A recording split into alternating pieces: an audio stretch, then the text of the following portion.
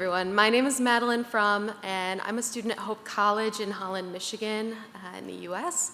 I study global studies and political science, and I'm just so excited to be here today.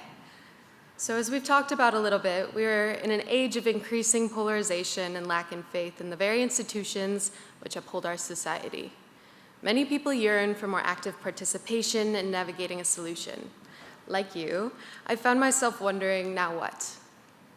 And in contrast to the cynicism often found in these discussions, I want to applaud your practicality, thoughtfulness, and hope, a hope which I delight in sharing.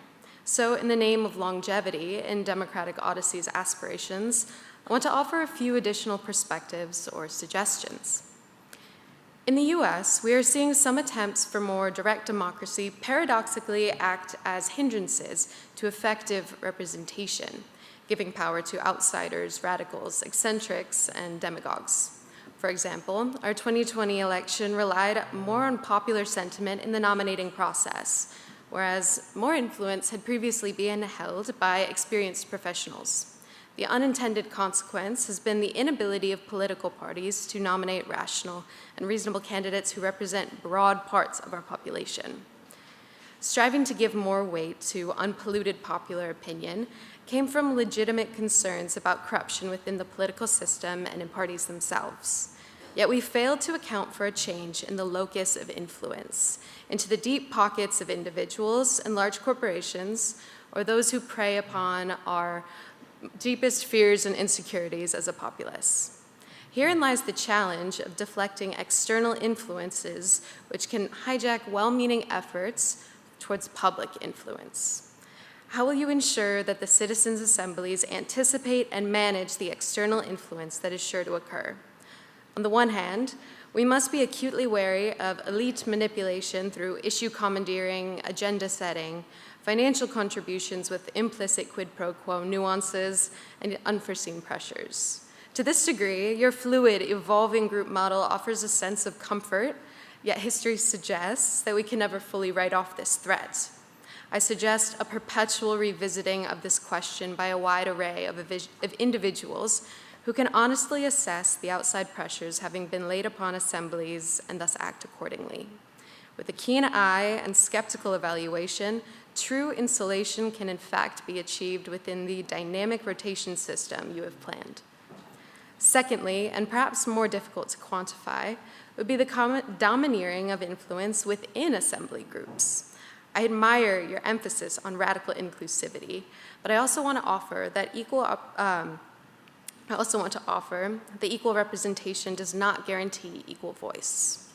How will you make sure assembly opinion doesn't just reflect the views of the most educated, well-spoken, or most animated participants? I can attest to the intimidation of being one of the youngest and least experienced in the room. Not only will education levels vary, but so will styles of comprehension, eloquence, and prior experience. Moreover, the limit implicit in voluntary agreement to participation is unequal opportunity. How will this impact those citizens working multiple jobs or facing barriers to obtain the same understanding and engagement as other peers? Full participation can be time-consuming, attention-demanding, and altogether unfamiliar to some members. Recognizing the risk of both democratic fatigue and loss of attention, another challenge includes maintaining public interest.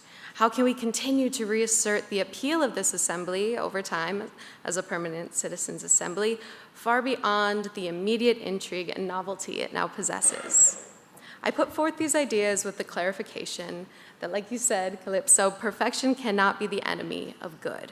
I don't believe these questions necessarily require clear answers before jumping into these initial efforts. Rather, they should be continually reassessed, and mechanisms should be mindfully constructed along the way to streamline transparency, ingenuity, and regeneration of adaptive ideas. Thank you so much for your time. You couldn't have said it better.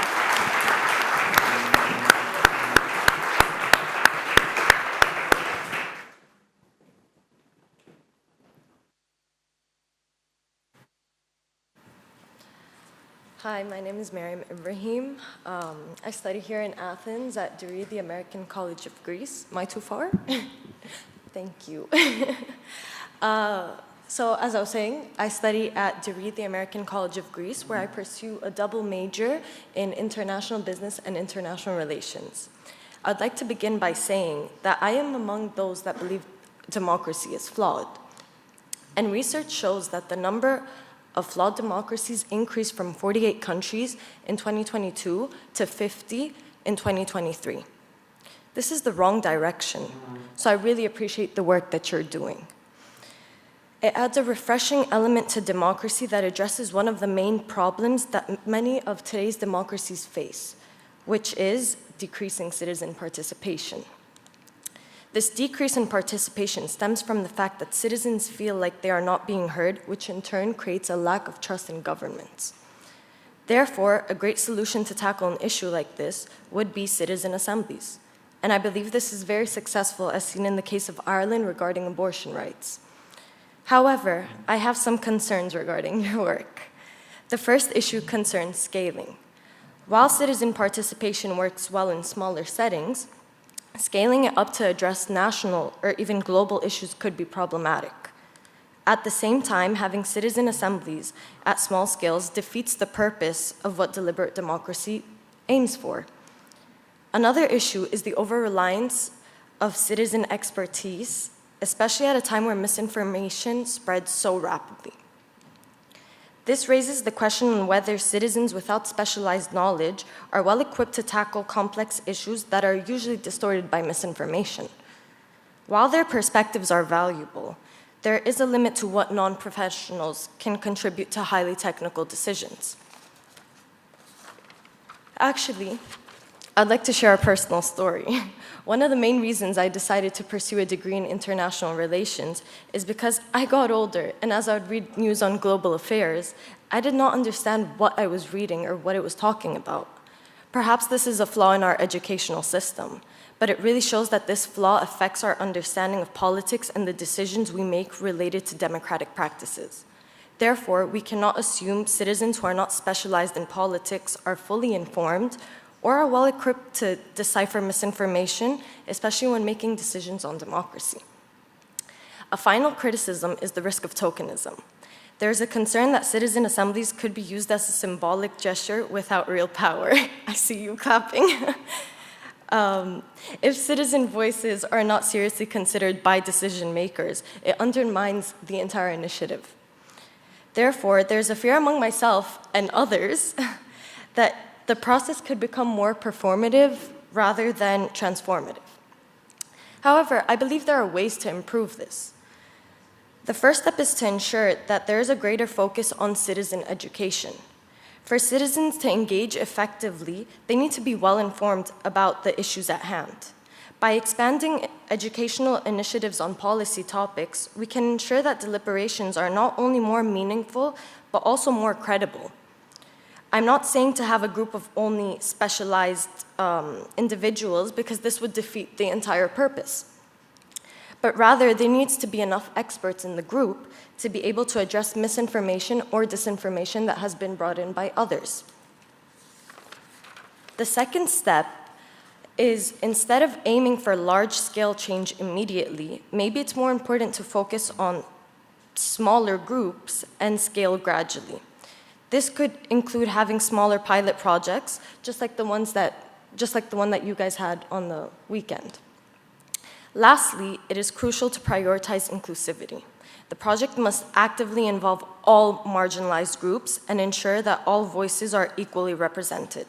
This will help address one of democracy's biggest weaknesses, its tendency to overlook underrepresented communities. Ensuring true inclusivity will strengthen both the legitimacy and effectiveness of the process. To conclude, our democracies are flawed, and the Democratic Odyssey is a powerful initiative that we can use to revitalize democratic participation. The Democratic Odyssey faces real challenges in terms of scaling, expertise, and inclusivity.